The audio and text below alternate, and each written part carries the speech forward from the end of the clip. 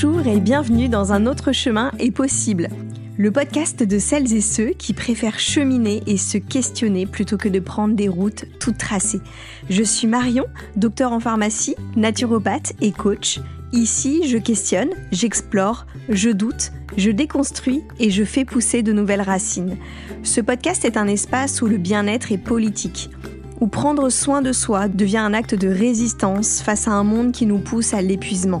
C'est un espace où on parle de bien-être, d'écologie, de naturopathie, d'entrepreneuriat, de problématiques de société et de choix de vie engagés.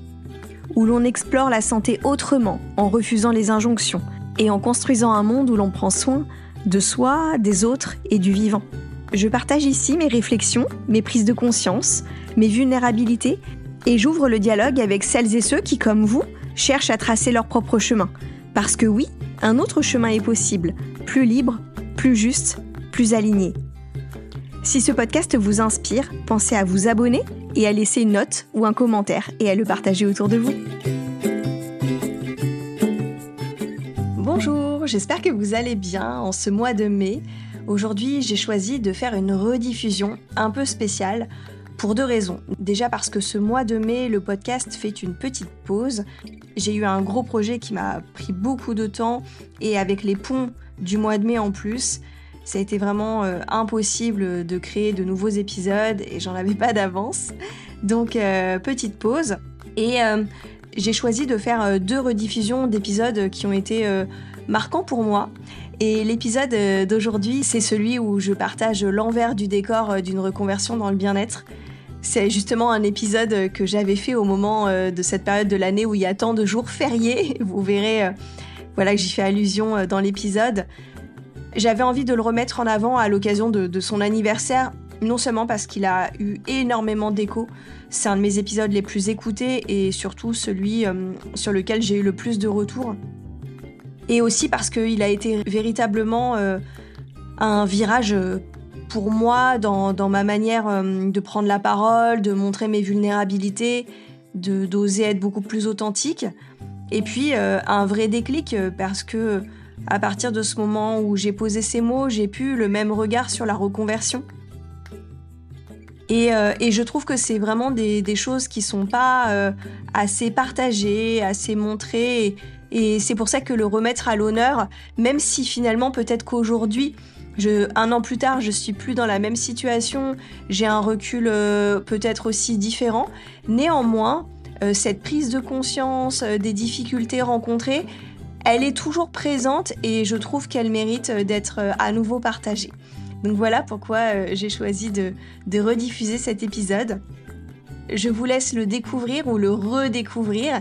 Et puis j'espère vous retrouver très bientôt avec de nouveaux épisodes. Et d'ici là, prenez soin de vous. Bonjour et bienvenue dans un nouvel épisode du podcast Un autre chemin est possible. J'espère que vous allez bien en ce début de printemps avec l'arrivée du beau temps. Aujourd'hui, je vous propose une fois de plus un épisode qui va être très personnel pour vous partager des prises de conscience que j'ai eues récemment et des remises en question que je traverse. Cet épisode, il arrive peu après l'interview du mois dernier avec Lily Barbery, que vous avez d'ailleurs été très nombreux à écouter. Mille merci pour ça, pour votre présence et votre écoute. Et dans cet épisode, Lily parle justement des remises en question qu'elle a connues récemment sur l'enseignement du yoga qu'elle a reçu. Et donc l'épisode que je vous propose aujourd'hui, il s'inscrit dans cette lignée justement de vous partager un peu sans tabou l'envers du décor ou les dessous de la reconversion dans le milieu du bien-être. La reconversion aujourd'hui, c'est quand même un vrai phénomène de société qui s'est accentué ces dernières années et encore plus depuis le Covid, et particulièrement vers les métiers du bien-être qui ont été un secteur vers lequel beaucoup de personnes se sont tournées. Et je pourrais dire que la reconversion en soi, c'est presque devenu un business puisqu'il y a des entreprises qui se sont spécialisées dans ce secteur-là. Mais derrière la jolie histoire des reconversions qu'on voit beaucoup sur les réseaux sociaux, et même j'ai presque envie de parler d'une forme de marketing de la reconversion, et moi-même, d'une certaine manière, j'ai pu y contribuer parce que j'ai beaucoup valorisé ces derniers temps, ces dernières années, mon parcours, parce que j'en avais aussi beaucoup de fierté d'accomplir tout ça. Il y a quand même aussi tout un côté qui est moins rose, avec des aspects beaucoup plus difficiles que j'ai envie de vous partager aujourd'hui. Je vous propose de vous parler un peu de la face cachée de la reconversion dans le domaine du bien-être, ces aspects plus sombres, ouais, un petit peu moins lumineux justement, même qu'on pourrait dire un peu moins instagrammables. Donc avant ça, moi je veux vraiment vous redonner un contexte parce que c'est hyper important que vous compreniez où je me situe. Peut-être certains me suivent depuis un moment, d'autres me découvrent, donc je vais quand même rappeler, mon histoire. Et préciser que tout ce que je vais partager, c'est quand même, très personnel. Encore une fois, je n'ai pas envie de faire des généralités, même si je pense que ça va parler à beaucoup de personnes qui sont un peu dans des contextes similaires. C'est pour ça que c'est important que je le précise. Donc moi, je me suis reconvertie vers le métier de la naturopathie, puis de coach, il y a 3 ans, après avoir été salariée pendant 12 ans dans l'industrie cosmétique. Et ça, c'est arrivé en fait, le switch, il s'est fait après la naissance de mon fils. Et si vous avez envie d'en savoir plus, je raconte dans un épisode qui est l'épisode 9. Je vais vous remettre les liens, dans la description. J'explique vraiment toutes les étapes par lesquelles je suis passée avant de sauter le pas de la reconversion. Tout le processus en fait par lequel je suis passée. Et donc comme je vous disais, je pense vraiment que chaque reconversion, elle va vraiment dépendre, du contexte parce que j'ai bien conscience que quand on fait juste un changement de métier, par exemple, mais qu'on reste toujours salarié, ça va pas avoir la même implication que, une reconversion qui implique de passer du salariat vers, devenir indépendant. C'est pas non plus la même chose quand, on change de métier, mais qu'on a déjà construit quelque chose, par le passé. Par exemple, mon conjoint, il s'est reconverti, très récemment également vers le domaine de l'improvisation, théâtrale, mais ça faisait plus de 10 ans qu'il évoluait dans ce milieu-là et du coup, il avait déjà créé énormément de réseaux. C'est pas la même chose que quelqu'un qui, du jour au lendemain, repart de zéro dans un domaine. Ça aussi, ça va changer beaucoup de choses. C'est pas non plus la même chose une reconversion vers un secteur qui est, ultra porteur au sens où un secteur où il y a plus de demandes que d'offres. Justement, le secteur du bien-être, c'est quand même un secteur qui est en plein boom, mais aujourd'hui, même s'il y a de plus en plus de gens qui s'intéressent à ce secteur, c'est pas encore un truc qui est complètement, admis dans notre culture, que tout le monde fait, et un budget, qui est pensé chez toutes les familles, vous voyez? Donc, c'est quand même un secteur, le bien-être, qui est en cours d'évolution et de démocratisation. Pareil dans ce que j'ai identifié qui peut impacter une reconversion, je pense que c'est pas la même chose de se reconvertir en tout début de carrière que, déjà quand on est, à un stade avancé dans une carrière professionnelle et qui va faire que le changement va impacter encore plus, le niveau de vie, qui a été acquis grâce à cette carrière. Et bien évidemment, il y a tout ce qui concerne la situation financière de la personne et le contexte familial, donc tout ça, un peu tout ce que je vous dépeins, ça fait que c'est compliqué de faire des généralités sur la reconversion et comme je vous dis déjà, moi je vais vous parler de moi et du secteur du bien-être plus particulièrement. Donc depuis ces 3 années que je me suis reconvertie, j'ai traversé, pas mal de phases. En gros en 2021, c'était, les études, ma formation de naturopathie. Donc c'était quand même une phase, vraiment chouette, un peu comme une forme de parenthèse où j'avais le chômage, j'apprenais des tas de choses hyper intéressantes. J'étais pas encore dans un, devoir de faire rentrer de l'argent quelque part, hein, vous voyez? Donc j'étais juste dans le plaisir d'apprendre. Ensuite, en 2022, ça a été la fin de mes études et le lancement de mon activité et là, j'ai plutôt connu une période vraiment, j'ai envie de dire, d'excitation, tout feu, tout flamme. Déjà, où j'avais quand même pas le stress financier puisque j'avais encore le chômage et puis, mais vraiment la joie des débuts, mais un truc de dingue quoi, l'espèce de sensation de liberté, j'ai presque envie d'appeler ça une lune de miel en fait, vraiment, comme un début de relation, passionné quoi. Et en 2023, là, j'ai vraiment, pris ce qu'on appelle le bouillon. C'est vraiment, là, c'est comme si d'un seul coup, je rentrais dans le dur de la reconversion. Donc déjà, j'ai eu, le chômage qui s'est arrêté en milieu d'année et donc déjà, je suis rentrée dans ce côté vraiment concret, en fait, de: «OK, bon, maintenant, il y a cette réalité financière, qui s'impose. Comment je fais?» Et puis, de vivre des vagues émotionnelles, du découragement, tout ça. Donc, ça, j'en ai parlé dans pas mal d'épisodes, notamment, j'ai fait un épisode sur le découragement et j'ai aussi fait un épisode sur le bilan de ma première année à mon compte. C'est l'épisode, 6 si vous voulez l'écouter. Et donc en 2024, là, en début de cette année, en fait, je réalise que, maintenant, c'est ça ma vie.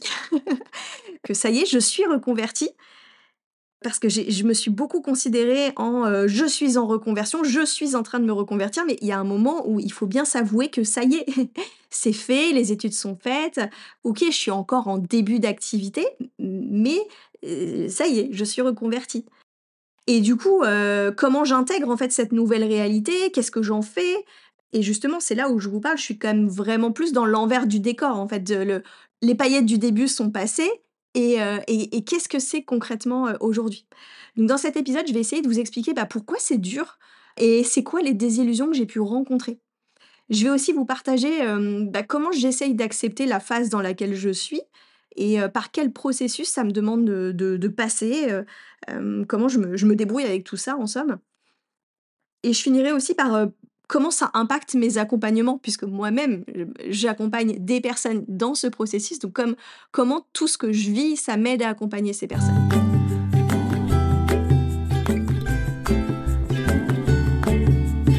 Donc première partie, c'est l'envers du décor. Je vais vous partager plein de prises de conscience dont j'étais loin de me douter avant d'entamer cette reconversion. Alors, déjà, on va parler d'argent. Pour moi, l'argent, c'est quand même le sujet de la reconversion. En tout cas, un gros sujet pour moi. Et d'ailleurs, l'argent, c'est souvent ce qui freine les personnes à se reconvertir. C'est souvent clairement la peur de perdre en niveau de vie ou le fait de se dire que le projet il va pas être réaliste, enfin, donc il y a vraiment tout cet enjeu et c'est un sujet important, hein, comme le rappelait Lily Barbery dans son épisode. Il s'agit pas de tout quitter, de tout plaquer pour aller se retrouver dans un truc qui est totalement irréaliste et qui va nous mettre en danger financièrement. Donc déjà concrètement, combien ça coûte une reconversion? Moi, c'est quelque chose dont j'étais loin de me douter et vous allez voir que ça coûte quand même une blinde. Ma formation de naturopathie, j'en ai eu pour plus de 10 000 euros. Ensuite, j'ai fait 2 formations de coaching où je suis pas loin de 6 000 euros en tout. Ensuite, j'ai investi dans des coachings ou des accompagnements, pour m'aider dans ce projet, donc j'en ai eu autour de 4 500 euros. Et s'ajoute à ça plein de petites formations que là, j'ai même pas comptabilisées, mais des tas de petites formations. Voilà, là, je vous ai dit les 2 grosses formations qui m'ont servi pour mon métier, mais il y a plein de mini formations que j'ai dû prendre pour un tas de trucs, du genre réseaux sociaux, du genre, finance, et que j'ai même pas compté. Donc clairement, aujourd'hui, j'ai dépensé plus d'argent pour ma reconversion que j'en ai gagné, pour le moment. Et en plus, ce qui est drôle dans cette histoire, c'est que concrètement, je gagne moins d'argent qu'avant, quand j'étais salariée, mais surtout, j'en dépense pour mon activité, alors qu'en fait, avant, quand j'étais salariée, non seulement j'étais payée pour ce que je faisais, mais je ne dépensais jamais d'argent pour mon métier. Vous voyez ce que je veux dire? J'avais fait mes études dans ma jeunesse, et depuis, jamais je ne dépensais de l'argent pour quelque chose en lien avec mon activité. Tout simplement parce que c'était mon entreprise qui payait des formations, par exemple. Alors que moi maintenant, je paye mes propres formations, donc j'ai un budget pour ça. Alors évidemment, quand je vous dis tout ça, l'idée, et ça va être ça aussi pour, quand même l'ensemble de l'épisode, c'est pas de dire: «Oh là là, mon Dieu, ça coûte cher, du coup, faut pas le faire». C'est pas ça le message, parce que sinon on fait rien. Moi, j'ai plus envie de voir ça comme un investissement sur soi ou comme financer un projet. Par exemple, quand vous vous mariez, je sais pas, vous en avez pour 20 000, 30 000 euros, c'est un budget où je sais pas, les personnes qui veulent faire un voyage, un projet très important de voyage qui pareil coûte une certaine somme, c'est un projet que vous financez au nom d'une expérience que vous avez envie de vivre. La reconversion, c'est exactement pareil. Mais j'ai quand même envie de rappeler que la reconversion, ça me fait mal au cœur de dire ça, mais c'est quand même un truc de riche. Parce que c'est un gros budget dont il faut avoir conscience et que quelque part, c'est entre guillemets un luxe. Et je dis pas ça du tout au sens, un luxe, au sens que c'est dispensable ou superflu, non, loin de là. Mais c'est plus que c'est un luxe au sens du coût que ça représente. Et que finalement, aujourd'hui, se reconvertir, c'est clairement un privilège que tout le monde ne peut pas se permettre. Et que quand on se reconvertit, souvent on va penser au coût de la formation, mais finalement c'est qu'une partie, parce qu'il va y avoir plein d'autres dépenses derrière dont je vous ai donné des exemples. Et en plus de ça, pour revenir sur le sujet des formations, autour de moi, je connais énormément de personnes qui ont fait une formation, puis une autre, dans le domaine du bien-être en particulier, hein. Il y a quand même très souvent ce truc d'enchaîner les formations. Donc c'est vraiment un budget. Ensuite, toujours sur le sujet de l'argent, il faut quand même avoir conscience que dans la plupart des cas, une reconversion, ça peut impliquer une baisse, de revenus. Comme je vous dis, en tout cas, dans le domaine du bien-être, c'est quand même souvent le cas, tout du moins au début. Pour vous prendre mon exemple, j'ai divisé à peu près par 3 mes revenus mensuels, heu, sachant que je suis encore en début d'activité, hein, je suis dans le début de ma deuxième année d'activité. Et j'ai divisé par 6 les revenus annuels parce que il y a le salaire, mensuel que je pouvais avoir avant, mais s'ajoutait à ça, bah, des primes, participation, intéressement, des choses qui effectivement aujourd'hui, n'existent plus. C'est pour ça que la baisse de revenus sur un revenu annuel, elle est beaucoup plus importante que si je regarde uniquement, au mois. Et donc évidemment, bah, changer autant de revenus, ça implique quand même beaucoup de changements, dans son style de vie et des coupes franches, au niveau du budget, de la famille, et ça, il faut être prêt à ça. J'avais écouté un épisode, du podcast, Richissime avec, Alexandre Dana, qui est le fondateur de Live Mentor et qui explique que l'argent, c'est le fléau numéro un des entrepreneurs, en termes de santé mentale, hein, je parle. Enfin, comme je vous le disais, la reconversion vers le milieu du bien-être implique la plupart du temps de devenir, à son compte, et ça va vraiment impliquer de transformer sa relation à l'argent. Moi, vraiment, en quittant le salariat pour me mettre à mon compte, j'ai pris conscience que j'avais aucune éducation financière.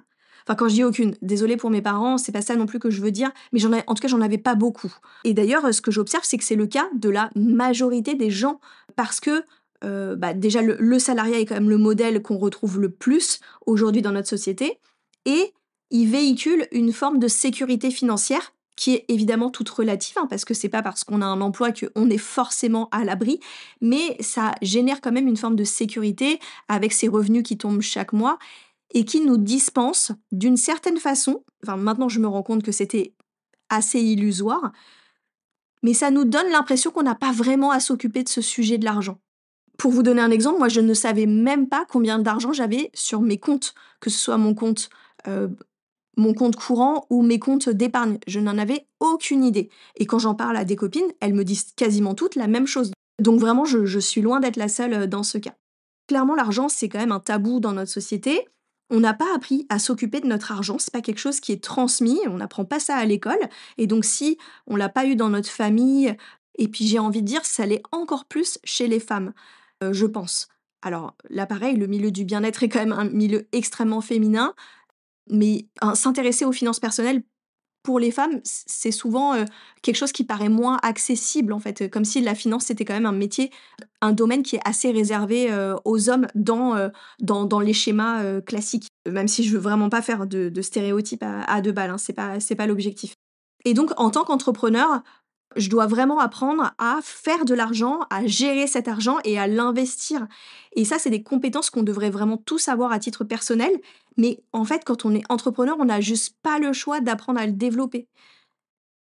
Et c'est pour ça que depuis que je suis à mon compte, j'ai vraiment mis en place un suivi de mes finances, qui soit professionnel mais aussi personnel. Je me suis formée et je suis toujours en train de me former. Je me renseigne sur le sujet et clairement, avant de me reconvertir, mais j'aurais jamais cru que ça allait autant devenir un sujet pour moi. Et même quand je dis un sujet, un centre d'intérêt. Vous voyez, je vais même encore plus loin en fait. Ça devient un centre d'intérêt là où c'était un non-lieu avant.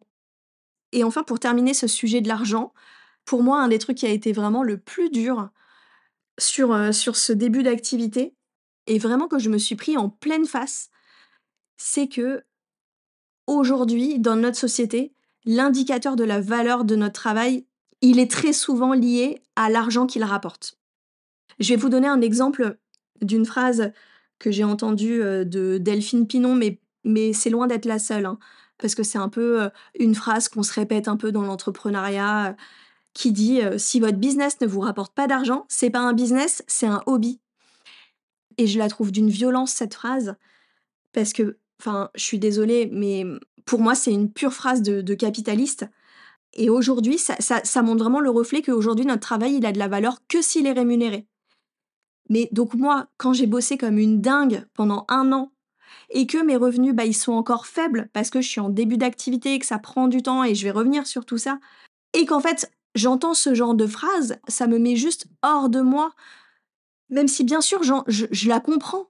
C'est en gros vous dire: «Attention, vous lancez pas dans des trucs totalement irréalistes parce que un métier, In fine, ça doit servir à en vivre.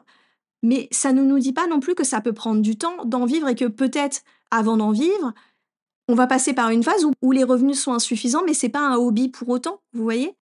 Et est-ce que pour autant ça n'a pas de valeur ce travail? C'est quand même fou ce raccourci. Une des questions qu'on me pose le plus souvent, sur ma reconversion, quand je croise des personnes qui me connaissaient, d'avant, c'est, «Alors tu vis?» Mais à chaque fois pareil, je trouve ça d'une violence cette question, dans le sens, «Oui et donc si j'en vis pas encore, ça veut dire que c'est du bullshit?» Enfin, et puis c'est quoi en vivre? Ça veut dire quoi concrètement vivre de son activité? Et ça, je vous renvoie à l'épisode, avec Elsa Couteyé, l'épisode 15. Là aussi, je vous remettrai les liens en description de l'épisode. Elle développe pendant 20 minutes ce que c'est que vivre de son activité et tout ce que ça implique. Et que c'est vraiment pas une réponse qu'on peut faire en 2 minutes. Et tout ça, ça m'a fait toucher du doigt le fait que c'est pas juste une croyance personnelle que j'ai sur, «Mon travail n'a pas de valeur s'il ne rapporte pas encore beaucoup d'argent». Mais en fait, c'est tout un système qui est à déconstruire. Et notre société, elle est complètement dans ce système de valeurs du travail et de l'argent. Et ça, clairement, avant de me reconvertir, ben j'en avais pas du tout conscience.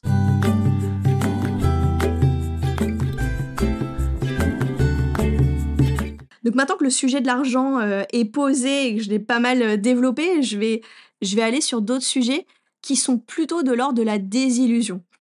Là, vous me dites: «Mais Marion, tu nous fais l'épisode de la dépression». Non, non, je vous rassure, on va remonter au bout d'un moment.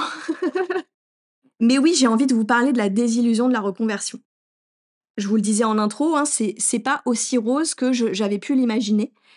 Pourquoi? Parce que tout simplement, j'avais idéalisé cette reconversion. Et maintenant, je suis aussi convaincue que cette idéalisation, elle est nécessaire. Parce que si j'avais pas idéalisé à un moment que l'herbe serait plus verte qu'ailleurs, que c'était facile, que j'allais y arriver, si je m'étais pas dit tout ça, je l'aurais jamais fait. Il faut bien à un moment que ce projet de reconversion, il soit vraiment porteur d'un espoir pour vous donner envie de sauter, de faire ce grand saut dans le vide que ça implique. D'ailleurs, mea culpa, si des personnes, m'écoutent et qu'elles sont dans le processus justement de sauter le pas, j'ai pas du tout envie de vous décourager, mais forcément je vous donne aussi cette vision justement qui est beaucoup moins dans l'idéalisation. Alors cette désillusion, elle peut se jouer à plusieurs niveaux.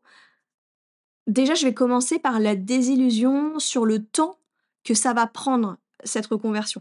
Bon déjà, comme je l'avais expliqué, moi ça m'a pris des années avant d'oser me reconvertir et je me rends compte que c'est un processus qui va encore, je pense, enfin, je ressens quand même que c'est des processus qui sont assez longs pour plein de raisons. D'ailleurs, quand j'ai démarré, j'avais, une de mes accompagnantes qui m'avait dit: «Mais Marion, c'est pas un sprint, c'est un marathon et en fait, il va falloir que tu tiennes sur la durée». Parce que justement, moi, je partais un petit peu tout feu, tout flamme et effectivement, ce côté, durée, je l'avais pas du tout anticipé et notamment, pour moi, quelque chose qui a pas été facile, c'est de me rendre compte que, notamment au niveau de la communication sur les réseaux sociaux, au début, c'est quelque chose que je faisais hyper facilement parce que justement, j'étais dans la joie du partage, mais qu'en fait, je me suis très, très vite lassée parce que j'aime pas beaucoup me répéter tout le temps les mêmes choses.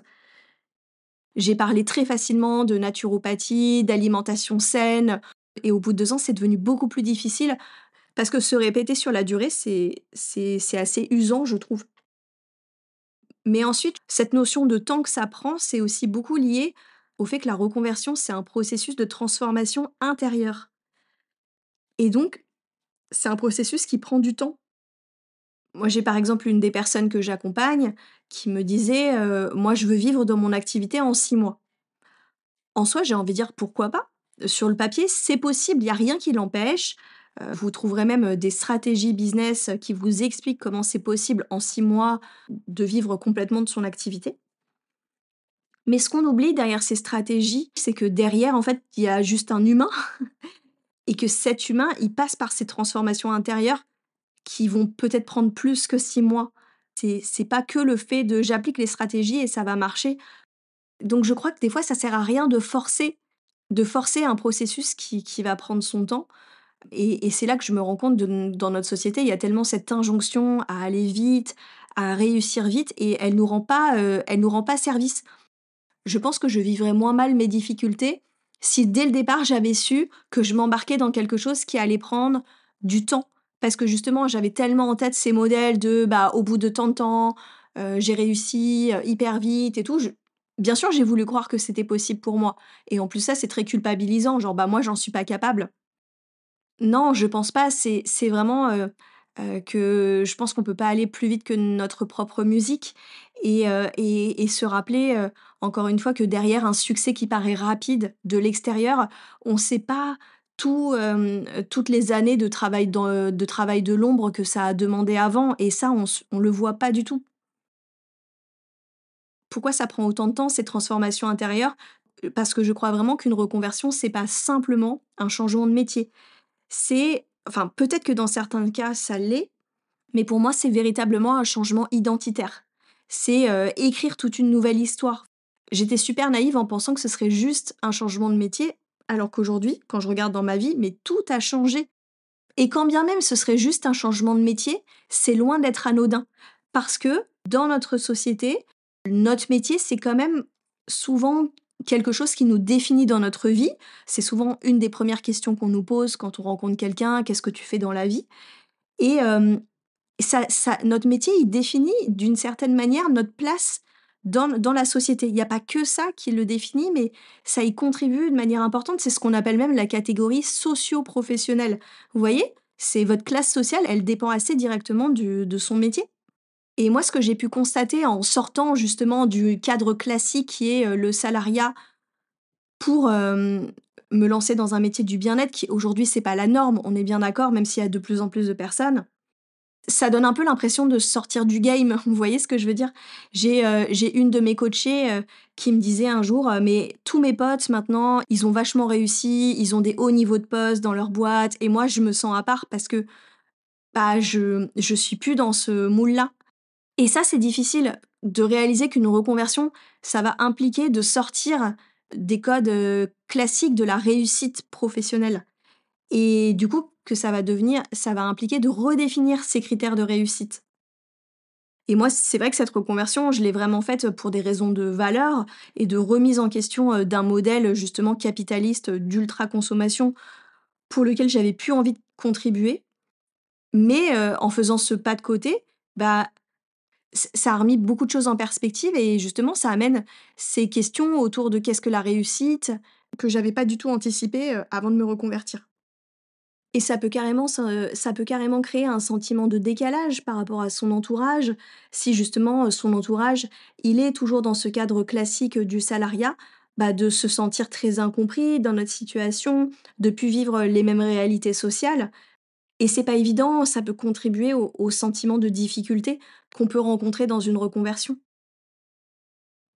Et pour terminer sur le changement identitaire, pour moi, une des grandes difficultés que je rencontre, c'est que auparavant, je me définissais beaucoup par qui j'étais en dehors de mon travail, alors que, en lançant mon entreprise, ça a été quelque chose de tellement prenant que, c'est vraiment difficile, je trouve, de me redéfinir en dehors de ce projet-là. Bien évidemment, il y a ma vie de maman, il y a ma vie de famille, mais c'est vrai que c'est un projet, surtout en lancement d'activité, qui peut prendre beaucoup, beaucoup de place et que j'ai retrouvé, chez pas mal de témoignages, d'entrepreneurs et qui contribue de venir bouleverser au niveau identitaire, encore plus quand on fait un métier passion et j'allais dire dans le domaine du bien-être, un métier où on est nous-mêmes notre outil de travail. Vous voyez ce que je veux dire? Le métier d'accompagnante, c'est vraiment, être son premier outil et donc ça rend encore plus difficile de dissocier ce qui est de l'ordre du travail, ce qui est de l'ordre de nous, ce qui est de l'ordre de en dehors parce qu'on n'est qu'une seule et même personne.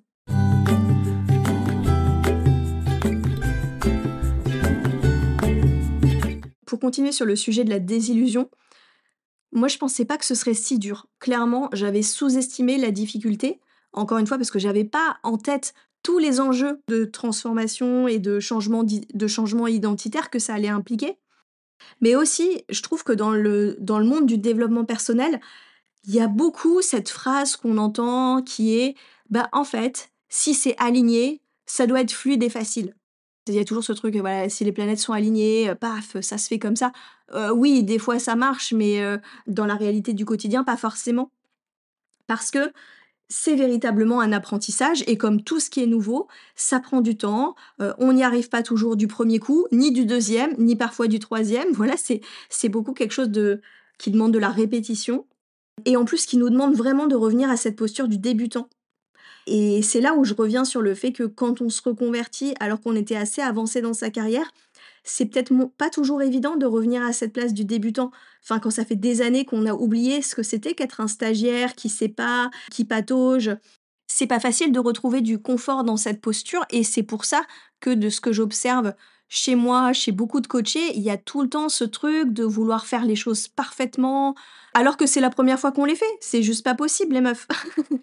Bah, vraiment, mais on n'arrive pas à s'en empêcher, quoi, parce qu'on a oublié ce que c'est qu'être débutante. Et pour continuer sur la désillusion, j'ajouterais qu'il peut y avoir une désillusion autour du sens de cette reconversion. Et celle-là, elle peut vraiment, être douloureuse. Pourquoi? Parce que souvent la reconversion et d'autant plus dans le domaine du bien-être, elle vient dans une quête de sens qu'on trouve plus dans son métier actuel et qu'on a envie justement de changer, pour trouver ce sens. Et malheureusement, c'est pas forcément parce qu'on quitte un métier pour y trouver du sens qu'on le trouve forcément ou en tout cas qu'on le trouve autant qu'on l'espérait. En tout cas, c'est pas aussi simple que ça. Je vais vous donner plusieurs exemples. Ça peut être douloureux parfois de se rendre compte que, les outils qu'on a appris en formation, parfois, dans certaines situations, ils vont être insuffisants ou ils vont apporter une partie de la réponse au problème, mais pas toute la réponse et finalement, de se sentir assez impuissant face aux personnes, qu'on accompagne. Moi, je l'ai vécu, par exemple, en donnant des ateliers, pour une grande enseigne, de distribution et auprès d'une population plutôt, minorisée, que donner des conseils d'alimentation, même basiques à, un jour, je me suis retrouvée avec une personne en face de moi qui me disait que sa seule nourriture, c'était de boire 15 cafés au lait par jour. Comment vous vous sentez pour accompagner cette personne-là? Enfin, je me suis sentie totalement démunie, par rapport aux outils que j'avais à disposition et aux solutions auxquelles on m'avait formée pour aider cette personne-là dans, en plus, le cadre de cette intervention et c'était hyper frustrant, de voir justement que, parfois, les gens partent de tellement loin ou de se rendre compte qu'on apporte des conseils dans des consultations que les personnes n'arrivent pas à appliquer parce que finalement, la vie dans notre société aujourd'hui, des fois, ne permet pas vraiment l'application de ces conseils ou en tout cas dans l'état actuel de leur situation. Ça peut être une forme de désillusion qu'on rencontre face à nos outils alors qu'on y croit, on a testé l'effet sur nous-mêmes, mais que c'est là où on se rend compte qu'en fait, il y a une dimension qui est beaucoup plus grande que juste un système individuel et qu'on est face à un système qui est collectif. Et pourquoi les gens aujourd'hui, ils n'arrivent pas forcément à mettre en place des habitudes de santé, de prendre soin d'eux, de prendre du temps pour eux? Mais parce que aujourd'hui, la société ne le permet pas franchement. Et que, bien sûr que c'est un message d'avoir envie de montrer que c'est possible et d'encourager les personnes à le faire, mais parfois ça ne suffit pas. J'ai dans mes accompagnés, des personnes qui se sont dit: «Mais en fait, c'est trop dur.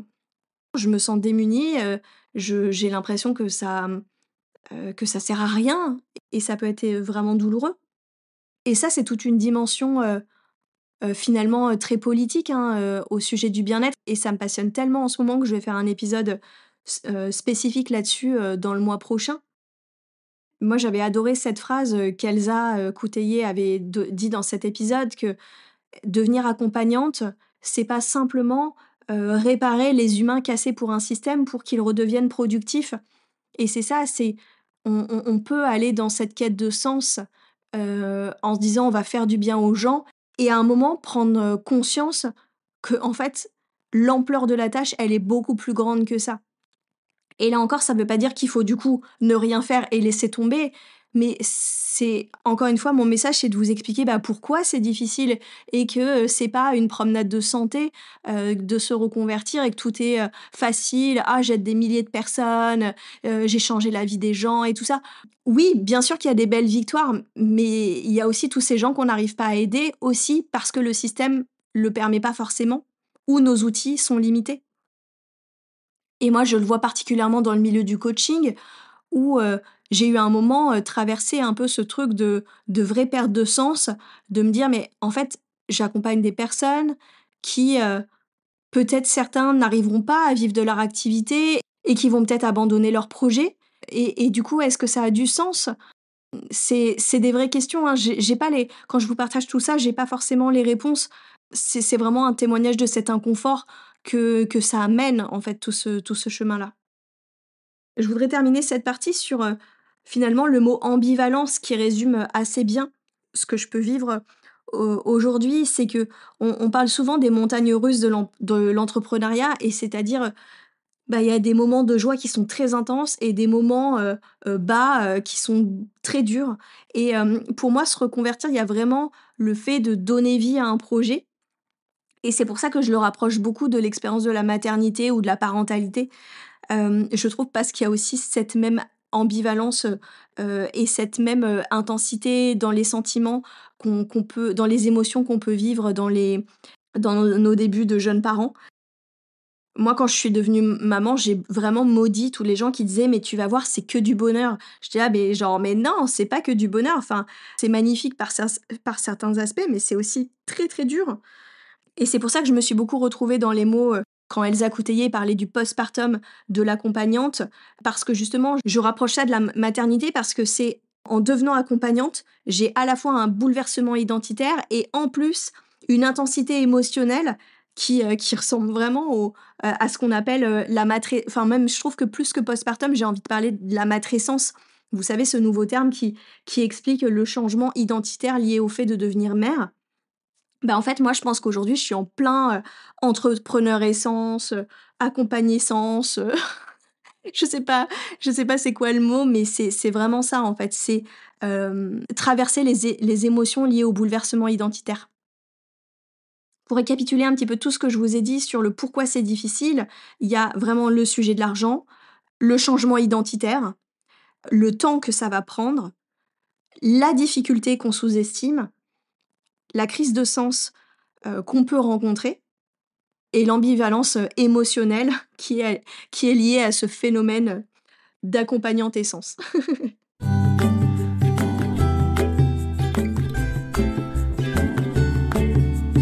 Maintenant dans cette deuxième partie, je voudrais plus vous raconter, bah, comment je fais avec tout ça pour le vivre et aller de l'avant quand il y a ces prises de conscience qui sont beaucoup plus difficiles. Je vous ai véritablement parlé d'une forme de désillusion et de la même façon que je vous ai dit, il y a une désillusion parce qu'il y a eu idéalisation de cette reconversion à un moment pour sauter le pas. Mais je crois qu'ensuite, il faut passer par une phase de deuil de cette idéalisation. Du coup, ça fait 1 an que j'ai vraiment connu des moments, très difficiles et ça l'était d'autant plus parce que je n'acceptais pas cette difficulté en me disant qu'elle était normale. C'est aussi pour ça que je fais cet épisode, pour vous dire, bah, visiblement, passer par tous ces sentiments-là, c'est assez normal. Je crois que j'étais vraiment dans un truc de, bah, en fait, c'est toi qui l'as voulu et donc tu devrais être heureuse puisque c'est ton choix. Et donc ça fait pas si longtemps que vraiment j'accepte de me dire qu'en fait c'est dur. J'ai mis vraiment, vraiment beaucoup de temps à le reconnaître et là, quelque part même de le dire publiquement dans cet épisode et de me poser et de me dire: «Bah, en fait, c'est tout récent et du coup c'est normal que ce soit difficile de reprendre de la hauteur sur mon histoire et de me dire: "Mais attends Marion, t'as 12 ans de salariat derrière toi à déconstruire". Enfin là, effectivement, c'est normal que ça se fasse pas du jour au lendemain, de se dire: "Ah ouais, je suis hyper à l'aise avec le fait que, les revenus, ils sont beaucoup plus fluctuants", tout ça. Bah non, ça se fait pas du jour au lendemain. Il y a pas longtemps, j'écoutais aussi un partage, d'Alexandre Dana encore qui racontait qu'il avait fait 2 burn-out et que s'il faisait pas attention et s'il se faisait pas hyper bien accompagner aujourd'hui, il en aurait peut-être fait un troisième. Et c'est là que ça m'a fait prendre conscience, mais en fait, l'aventure, vraiment l'aventure entrepreneuriale, c'est pas une promenade de santé. Enfin, s'il y a autant de gens qui se retrouvent dans ces situations-là et c'est que c'est vraiment difficile. Donc, quelque part, ça m'a fait aussi remettre en perspective, c'est pas que moi qui trouve ça dur, c'est que oui, c'est dur, factuellement. Il y a énormément de problèmes de santé mentale chez les entrepreneurs. Ça, j'en avais pas du tout conscience avant. Donc déjà, accepter que c'est vraiment dur et ensuite quelque chose qui m'a pas du tout aidée dans cette période, c'est de ne pas me laisser le droit de faire le deuil de mon ancienne vie et de laisser de la place au regret. Parce que c'est une question qu'on m'a aussi souvent posée quand je croise des gens que j'ai pas vus depuis un moment et que je raconte mon projet. On me dit: «Bah alors, tu regrettes pas?» Et à chaque fois, systématiquement, je répondais: «Bah non, pas du tout», et en fait, je me suis rendu compte que je me laissais même pas le choix de répondre autre chose, de toute façon, et que je ne me laissais pas la place au regret, parce que je voulais pas me dire que peut-être, je m'étais trompée. C'est trop dur, je me l'interdisais parce que si je commence à laisser la place au regret, peut-être que du coup, je vais faire rentrer le doute dans mon projet et ça va me faire abandonner et je veux pas de ça. Devant des personnes, il y a aussi ce truc de pas vouloir perdre la face et en me disant, «Bah non, bien sûr, je me suis pas trompée», c'est super difficile d'aller dans cette sincérité et surtout, quand on est dans une conversation assez informelle, d'aller dans tout ce niveau de difficulté que je viens de vous partager dans l'épisode. C'est hyper complexe et ça c'est difficile à résumer en 2 phrases. Alors pour simplifier, c'est: «Bah non, je regrette pas du tout», et dernièrement, c'était le lundi de Pâques, en fait, je me suis vraiment effondrée en cette journée et j'ai pleuré. Ouais, excusez-moi, je excusez-moi, je vous raconte le truc et en fait, je me rends compte que ça m'émeut encore, énormément. Mais en fait, j'ai pleuré les jours fériés que j'avais plus en ce lundi de Pâques. J'ai pleuré pour mes congés payés. J'ai pleuré cette sécurité financière que j'avais perdue. J'ai pleuré cette insouciance aussi. J'ai pleuré aussi le fait d'avoir des collègues et j'ai pleuré tous ces, «je ne pensais pas que ce serait si dur» que je viens de vous partager, et je me suis autorisée, pour la première fois, à avoir des regrets de cette vie d'avant. Et en fait, à m'autoriser enfin cette nuance et à me rassurer que j'avais le droit d'avoir des regrets, sans pour autant remettre en question ma décision aujourd'hui. C'est juste d'accepter ces émotions que je refusais complètement, alors qu'en fait elles étaient là. Et qu'une reconversion, c'est pas noir ou blanc, que chaque choix qu'on fait, bien sûr, il amène son lot d'avantages et son lot d'inconvénients. Et c'est toujours sortir de ce truc, c'est pas binaire et que, je peux être autant une personne qui soit porteuse d'espoir pour les autres dans leurs projets, en les accompagnant, et aussi traverser des phases sombres, et que c'est dans ces aspects sombres que j'apprends autant. M'autoriser ces regrets, c'est aussi me poser finalement cette question de: «Bah, maintenant que je sais tout ça, est-ce que je le referai? Est-ce que je continue en fait? Si c'est dur, si c'est si dur, est-ce que je continue? Et si j'avais su, est-ce que je l'aurais fait quand même?» Parce que on dit souvent: «On sait ce qu'on perd, on sait pas ce qu'on gagne», de cette phrase qui nous empêche souvent justement d'aller de l'avant. Mais j'ai aussi envie de dire d'un autre côté, bah, il est facile le choix quand, on connaît pas les difficultés de la suite et que, le futur, il est aussi porteur de tous les espoirs, évidemment. Est-ce que maintenant consciente de tout ça, je refais ce choix, en fait? Et je ferai le parallèle avec, c'est un peu comme, vous savez, les personnes qui se remarient au bout d'un certain nombre d'années, qui renouvellent leurs vœux, tout en connaissant en fait, tous les défauts de la personne avec qui ils sont, et toutes les difficultés du quotidien. Et je pense que pour moi, aujourd'hui, la réponse, c'est oui. Et j'ai compris ces derniers temps que mon message, il est vraiment pas de vendre du rêve autour de la reconversion, mais d'accepter la difficulté de ce chemin parce qu'il en vaut vraiment la peine. Et en fait, j'ai envie de vous dire qu'aujourd'hui, pour moi, il n'y a pas d'autre chemin possible. Et c'est un peu une blague, parce que mon podcast s'appelle «Un autre chemin possible», mais je crois qu'à un moment, s'engager, c'est aussi un peu se dire: «Voilà, c'est mon chemin de suivre ça, de passer par ces difficultés, et je fais tout ça parce que, je vois que ça en vaut la peine».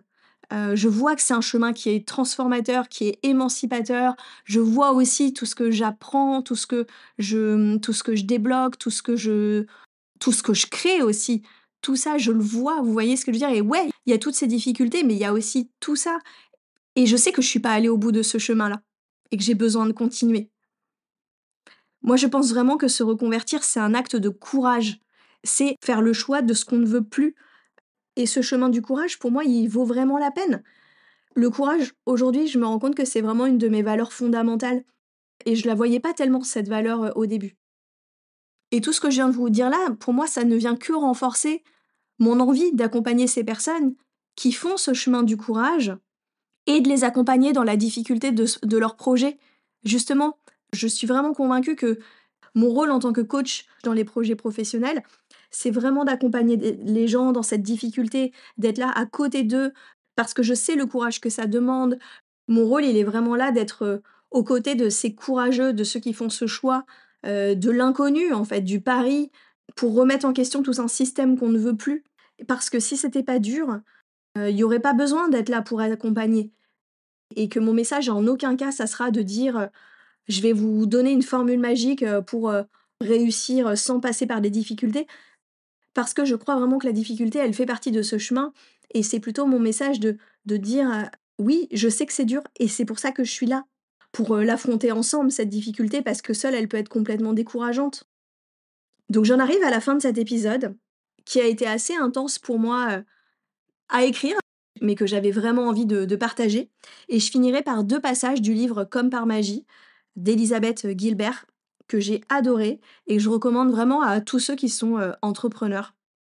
À un moment, elle dit, «La question n'est pas qu'est-ce qui vous passionne, mais qu'est-ce qui vous passionne suffisamment pour que vous puissiez supporter les aspects désagréables de la tâche?» Et la deuxième citation, c'est: «Ne perdez pas courage dès l'instant où cela cesse d'être facile ou gratifiant, parce que ce moment, figurez-vous, c'est celui où ça devient intéressant». Son livre, il parle de la créativité, mais je trouve que ça résume tellement bien tout ce que je viens de vous raconter avec l'entrepreneuriat. Oui, c'est dur, mais c'est pas pour ça qu'on doit abandonner. Donc, je serais curieuse d'avoir vos retours sur cet épisode. Est-ce que vous aussi, vous avez vécu des désillusions? Est-ce que vous aussi, vous avez des regrets? Est-ce que vous vous autorisez ces regrets? Est-ce que vous autorisez à pleurer tout ce que vous avez perdu dans votre ancienne vie avant la reconversion? Est-ce que vous pensez que ce serait si difficile? Vraiment, hésitez pas à me partager. Je fais vraiment le choix de cette transparence et authenticité pour vous partager cet envers du décor, mais encore une fois, l'objectif, c'était pas du tout de vous décourager. C'est plus que cette envie aussi d'équilibrer ce qu'on peut voir encore une fois sur les réseaux sociaux et de donner une vision un petit peu plus juste de ce par quoi on peut passer, en tout cas quand on fait ce choix-là.